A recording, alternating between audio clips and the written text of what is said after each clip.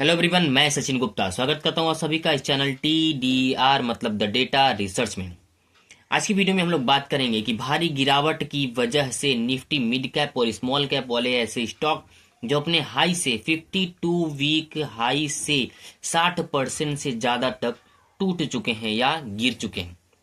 ऐसा क्यों हो रहा है? ऐसा हो रहा है मंदी की वजह से। बहुत से रीजन रिस्पॉन्सिबल हैं, आप पिछला वीडियो जाके देख सकते हैं जिसमें बताया गया है कि कौन कौन से ऐसे रीजन है जिसकी वजह से स्टॉक्स जो हैं लगातार गिरते चले जा रहे हैं। आज की वीडियो में हम लोग बात करेंगे कि अगर आप इन्वेस्ट करना चाहते हैं तो ऐसे कौन से स्टॉक हैं जो अपने हाई से बहुत ज़्यादा नीचे की तरफ गिर चुके हैं जिसमें आप इन्वेस्ट कर सकते हैं। लेकिन मैं ये बता दे रहा हूँ कि ये वीडियो जो है वो एजुकेशनल पर्पस के लिए है, लर्निंग पर्पस के लिए है। अगर आप किसी स्टॉक में इन्वेस्ट, ट्रेड या होल्ड करना चाहते हैं तो अपना खुद का एनालिसिस और खुद का रिसर्च जरूर करिए और अपने फाइनेंशियल एडवाइजर से जरूर इसके बारे में बात करें। उसके बाद ही किसी भी स्टॉक में इन्वेस्ट, ट्रेड या होल्ड करने का सोचें।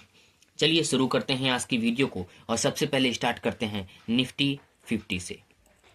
और पहले नंबर पे आता है निफ्टी 50 का स्टॉक। निफ्टी 50 के स्टॉक जो है लार्ज कैप वाले स्टॉक कहलाते हैं। इनकी कैपिटल जो होते हैं बहुत ज़्यादा होते हैं, इनकी मार्केट कैप जो है बहुत ज़्यादा होती है। और इसमें सबसे पहले नंबर पर आता है 42% डाउन की तरफ। 42% गिरने के बाद आया है अडानी इंटरप्राइजेज। अडानी ग्रुप का ये कंपनी जो अपने हाई से 42% नीचे की तरफ गिर चुका है, अडानी इंटरप्राइजेज।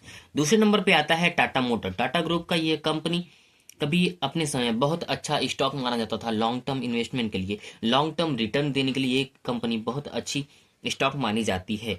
अपने हाई से 42.27% नीचे की तरफ गिर चुका है। तीसरे नंबर पे आता है टाटा ग्रुप का ही कंपनी ट्रेंट जो अपने हाई से 38% नीचे की तरफ गिर चुका है। अगले नंबर पे आता है मोटर बनाने वाली, बाइक्स बनाने वाले स्टॉक हीरो मोटोकॉर्प जो अपने हाई से 38% नीचे की तरफ गिर चुका है। बैंकिंग सेक्टर में पांचवें नंबर पे बैंकिंग सेक्टर का स्टॉक है इंडसइंड बैंक। 35.01% नीचे की तरफ गिर चुके हैं अपने 52 वीक हाई से। नंबर 6 पे आता है कोल इंडिया। कोल बनाने वाली ये कंपनी अपनी हाई से 34% नीचे की तरफ गिर चुका है। अडानी कंपनी का पहले नंबर पे स्टॉक रखा गया था और सातवें नंबर पे भी अडानी कंपनी का ही स्टॉक रखा गया है, अडानी पोर्ट, जो अपने 52 वीक हाई से 34% नीचे की तरफ गिर चुका है। पेंटिंग बनाने वाली stock Asian paint, large cap में बहुत अच्छा स्टॉक माना जाता है हाई रिटर्न देने के लिए। एंशियन पेंट अपनी 52 वीक हाई से 34% नीचे की तरफ गिर चुका है। फिर से ऑटो सेक्टर का ही एक नया स्टॉक आता है। यहाँ पे एक ऑटो सेक्टर का स्टॉक था और यहाँ पे एक ऑटो सेक्टर का स्टॉक है जो अपने हाई से 33% नीचे की तरफ गिर चुका है। इसके बाद फिर से एनर्जी सेक्टर का एक नया स्टॉक जो BPCL है वो अपने हाई से 33.24% नीचे की तरफ गिर चुका है।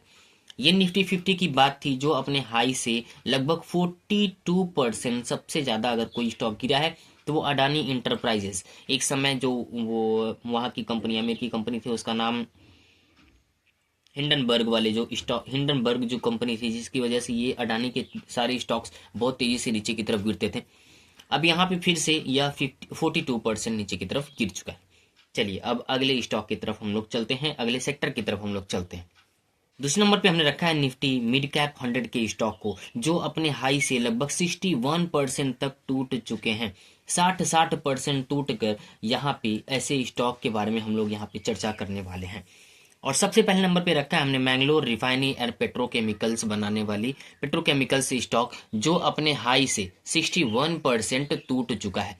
ये पेट्रोलियम रिफाइनरी कंपनी है जो अपने 61.74% अपने हाई से नीचे की तरफ टूट चुका है। कोचिन शिप यार्ड दूसरे नंबर पे है। 58% टूट जाने के बाद ये दूसरे नंबर पे रखा गया।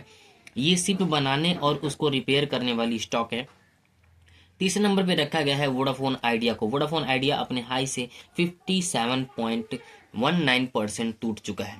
IREDA अपने 52 वीक से 45.75% की तरफ टूट चुका है। रेल विकास निगम माना जा रहा था कि ये बजट आने के बाद ऊपर की तरफ जाएगा, लेकिन ये स्टॉक भी अपने 52 वीक हाई से 44 पॉइंट तक गिर चुका है, 44% तक गिर चुका है। उसके बाद पूना वाला फिनकॉर्प्स 44% देख सकते हैं। Exide industries 42%। गोदरेज बनाने वाली कंपनी गोदरेज कंपनी भी 42% तक गिर चुकी है। प्रेस्टिसाइज स्टेट प्रोजेक्ट 40% तक गिर चुका है। सूज लॉन जो कि बहुत अच्छे स्टॉक माने जा रहे थे, इस वक्त अपनी हाई से 40% तक गिर चुका है। सुजलॉन बहुत अच्छा कुछ समय के लिए इसने रिटर्न दिया था। रिटर्न देने के मामले में बहुत तेजी से ऊपर की तरफ आया था, लेकिन अपनी हाई से 40% तक का ये स्टॉक टूट चुका है। ये बात थी निफ्टी 50 की, निफ्टी मिड कैप 100 की, जो अपने हाई से 60% तक नीचे आ चुके हैं। चलिए तीसरा स्मॉल कैप के बारे में हम लोग बात कर लेते हैं। और तीसरे नंबर पे हमने रखा है निफ्टी स्मॉल कैप 100 वाले स्टॉक्स को, जो अपने हाई से 68% तक का नीचे गिर चुके हैं। ऐसे स्टॉक को हमने यहाँ पे रखा है। और सबसे पहले नंबर पे रखा है स्टर्लिंग एंड विल्सन्स को, जो 68.53% अपने 52 वीक हाई से नीचे की तरफ गिर चुका है। चेन्नई पेट्रोलियम एक समय के लिए एक ऐसा स्टॉक जो बहुत ही बेहतरीन रिटर्न प्रोवाइड करता था, जो अपने 52 वीक हाई से 62.40% नीचे की तरफ गिर चुका है। टीटागढ़ रेल सिस्टम फिर से एक रेल का स्टॉक जो अपने हाई से 57.58% नीचे की तरफ गिर चुका है। और यहाँ पे भी देख सकते हैं आप एक आर्कॉन इंटरनेशनल 55.09% नीचे की तरफ गिर चुका है। आईटीआई जो लोग बीटीएसटी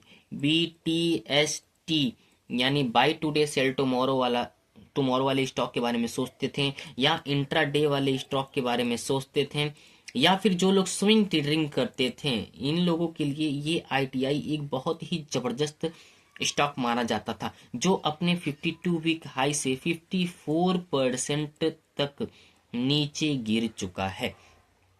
तो अगर आप सोच रहे हैं इन्वेस्ट करने के लिए, ये सारे के सारे ऐसे स्टॉक हैं जो लॉन्ग टर्म में ही प्रॉफिट दे सकते हैं। अगर आप सोचेंगे कि बीटीएसटी करें, स्विंग करें, इंट्राडे करें, तो ऐसा कुछ होने वाला नहीं है।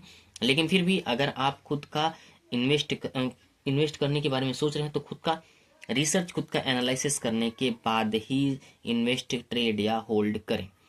छठे नंबर पे हमने रखा है garden reach ship builder engineers को, जो 52.33% टूट चुका है। ऑटो सेक्टर में जेबीएम ऑटो को रखा है 7th नंबर पे, जो अपने 52 वीक से 51% नीचे की तरफ गिर चुका है। रेलटेल कॉर्पोरेशन 50% अपने 52 वीक हाई से गिर चुका है। RITES 49.92% अपने हाई से टूट चुका है। और कैंस टेक्नोलॉजी इंडिया 48.75% तक टूट चुका है अपने 52 वीक हाई से। ये सारे के सारे ऐसे स्टॉक थे जो अपने 52 वीक हाई से बहुत ज़्यादा टूट चुके हैं, बहुत ज़्यादा गिर चुके हैं। इसके बारे में बात की गई है यहाँ पे। अगर आप ट्रेड या इन्वेस्ट करने के बारे में सोच रहे हैं, तो एक बार खुद का एनालिसिस जरूर करिए। चलिए मिलते हैं अगली वीडियो में।